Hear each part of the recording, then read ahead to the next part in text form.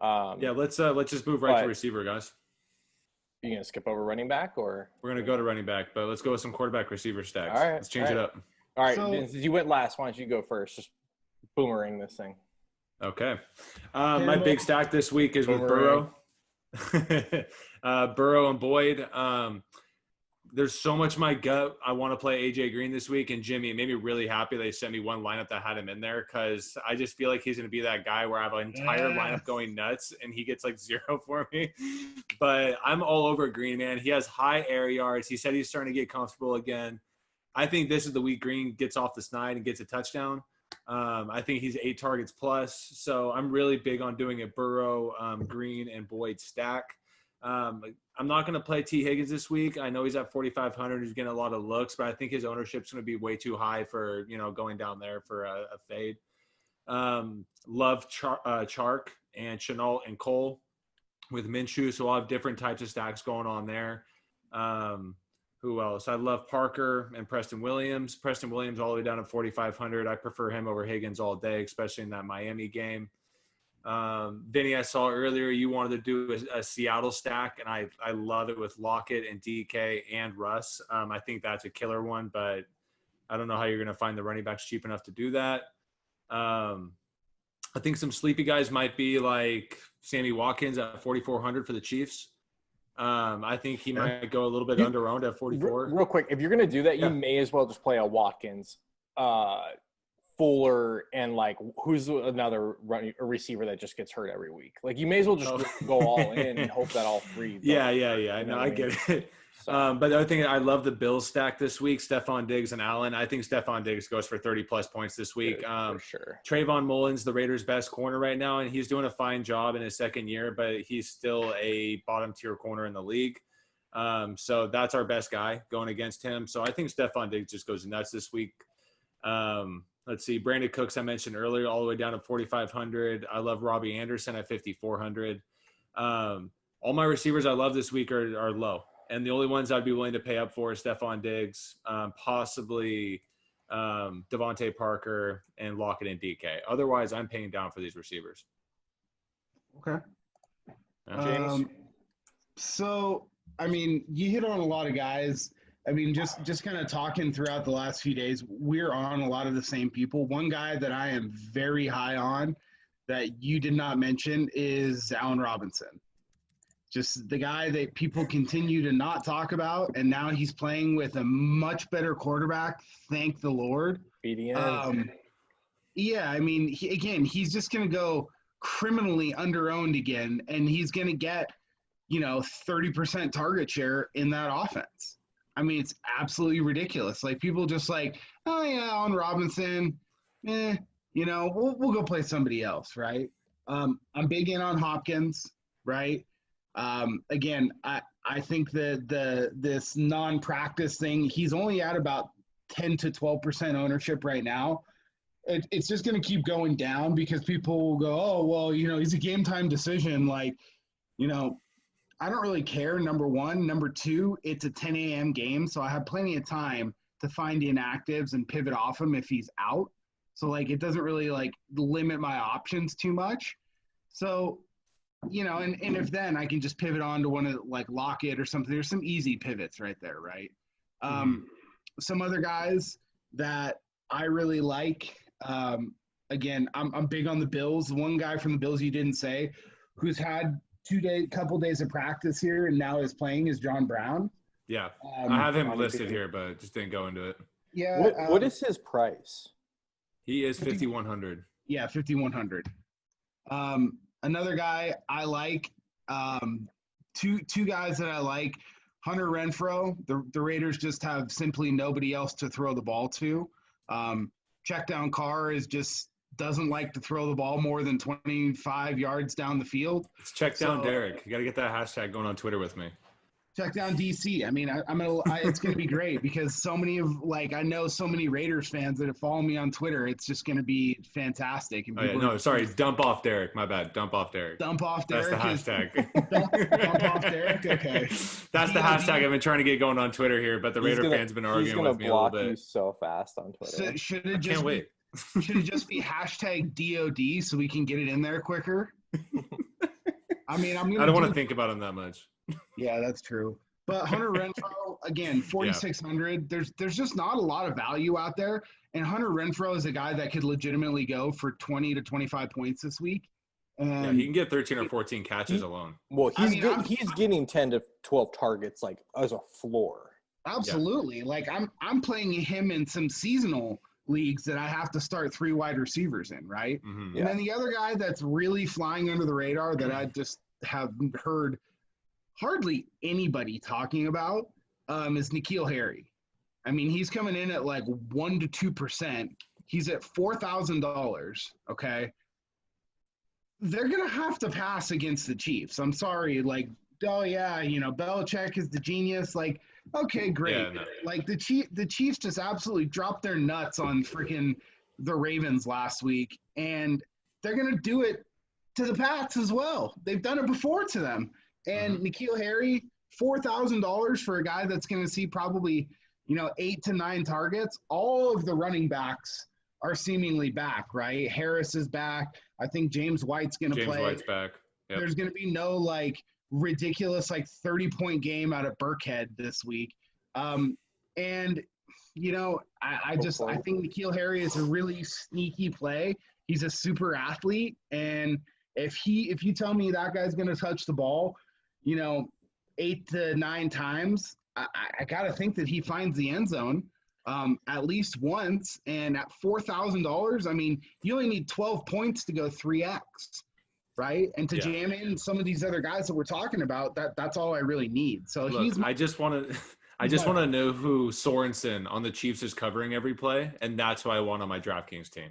Absolutely. That's why that is the worst safety in the NFL. Not to bring it back, but that's why I kind of like Cam more than Mahomes. The same reason why I like Fitz, because I get it. Mahomes is a lock, right? Like he's gonna get it, but the only chance for the Patriots to stay in this game is to let Cam cook. He's gonna have to go ballistic, and I don't know what that that might be running, that might be throwing, that might be who the hell knows? But he's gonna have to do it all. He is, but Cam, let's not forget, Cam is also that guy that can throw 3 interceptions and fumble twice. He can. Yeah, that's not. Yeah, Mahomes is the floor. That's what you're paying for. They're gonna blitz. Mahomes is just not gonna turn the ball over. Yeah. Right? And again, Mahomes is another guy that I'm not playing as much as Lamar, but Mahomes is coming in at 7 to 8%. I know. What are we talking about here? I know, and that's why I really wanted to look at the Chiefs receivers, man. Even going up to 6,900 for Tyreek Hill, I think the Chiefs just go overlooked because everyone's scared of the Patriots and Belichick, and it's that defense is. They're good, they're sound, team. Right? But they're not this speedy team. They're technical. Can they really keep up with the Chiefs' speed? I don't think so. Yeah. You can have everyone in the right position. They're just going to run by you anyways. Yeah, so, I mean, this is a week where, with 2 lineups, I'm just not getting cute. I'm playing a Lamar, Marquise Brown, and Mark Andrews stack, and then I'm playing a Mahomes, Hill, and Kelsey stack. Probably smart. I mean, every week that those guys are playing – and they're going to be this low owned, there's no reason not to, right? That's just my thinking on it. So, Vin, who are your receivers you're going with? So, I mean, obviously, a lot of the same guys, the big names. Obviously, I love the Seattle guys. I really like Boyd. I really like Stephon Diggs, Parker, Chark, Renfro. A few guys that I'll bring up that you guys haven't talked about yet that I do like. Same reason you're talking about N'Keal Harry. I really like Edelman. He had a down week last week, and last week he was 3% because I did play him. I'm going right back to the well, and he's probably going to be right in that same range. So I like that play just real quick. One thing I thought was very weird is he has had a traditional, very short ADOT, so average depth of target, because Brady would just get it to him over the middle and he'd run slants. This year, he's playing the role of the deep threat. So his ADOT is the highest on the team, and N'Keal Harry is the one getting those easy targets. So, but I think, again, no matter what, Cam's going to have to push it and throw a lot on Sunday. So give me the best receiver on that team, the pure guy who knows how to get open. Like, I think he's going to be forced to see 8 to 10 targets. Like, but that's interesting. Like, I didn't even know that. My only concern a little bit with him is that they're going to bring the Honey Badger down and play him over the top and make Cam force throws down the field to N'Keal Harry and some of the other collection of like losers they have playing wide receiver. You know, I envision some like. Mo is a pretty good defensive coach, and I think the Chiefs get kind of a bad rap for their defense. I actually think their defense is not bad. No, it's not. I just picture some broken plays where Edelman can pivot and, you know, again, Edelman is not expensive, you know, which is why I like him. Again, if Sorensen's covering Edelman, I'll take Edelman 100% of my lineups. Edelman's 5,700. So, you know, I mean, people are talking again. Like, I don't know why people are on the Browns. Like, I just don't see it. Like, I would rather pivot. You go in that 5,700 range. I'd rather pivot to like a Robbie Anderson with Carolina. Well, and that's why like I like him at this price point, because from everything I've read, I don't understand it. He's like the mega chalk DJ Moore. Like, I'll take Edelman for the $100 more. Right. All day long. Well, DJ Moore's been leading the team in targets, ADOT, air yards. That's like, fine. Carolina. Robbie Anderson's the actual one that's actually putting up the numbers so far, and he hasn't had any drops or any missed targets towards him. His efficiency is way higher. Robbie Anderson has an 83% catch rate this year, and he's getting the red zone look. So yeah, I just like Edelman in this game script trailing. But hold on, real quick, a few more guys that I do like that you guys didn't talk about. Kenny Golladay, I do really like.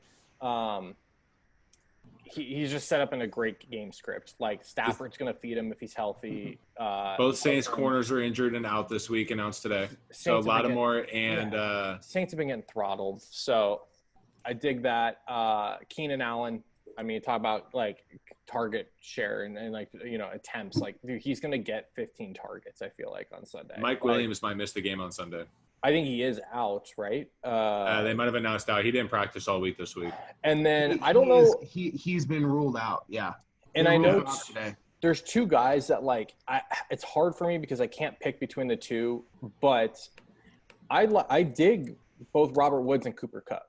They're gonna kick the shit out of the Giants on Sunday. Mm-hmm. I get that's it the problem. But I get it. But like, you still have to get to 30, 40 points. Like, that's gonna have to be something. Like, Brandon Ayuk shredded the Giants last week for the Niners. Like, Jabril Peppers is out this week, and he's probably their best player on that defense. But it's gonna go to someone.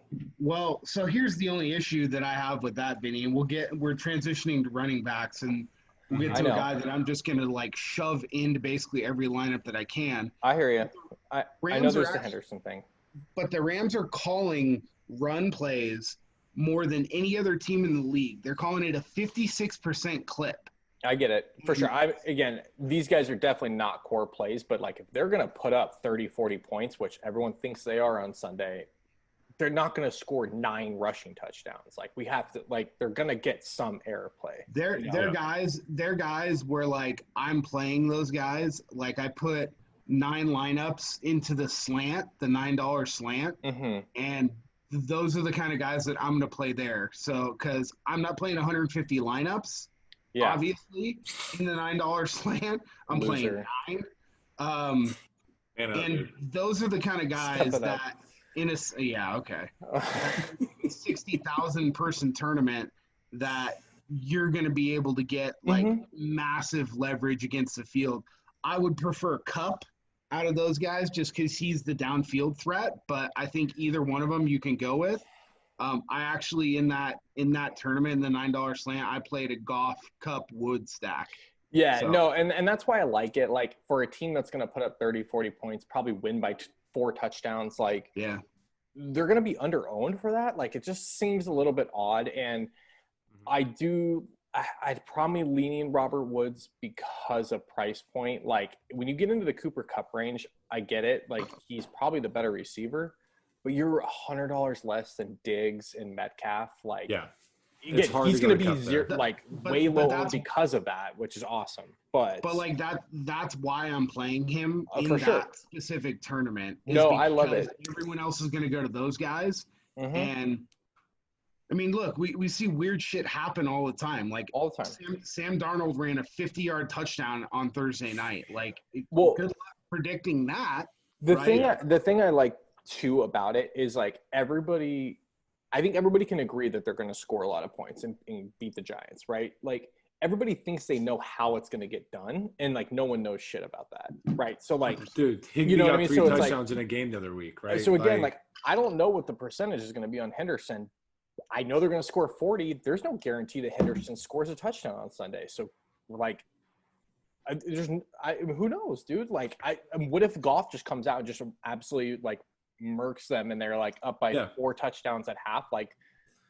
And Goff is the man at the inside the 15-yard touchdown pass. So I'm just saying, like McVay dials that out better than anybody. I know McVay's he's not dumb. He's gonna run the ball, obviously, but like if the pass is working and McVay can get up to 30 points like by passing, he's just gonna do it. Like he's not gonna outthink this thing. So just throwing it out there, I think that's kind of just like a low owned, like interesting spot. So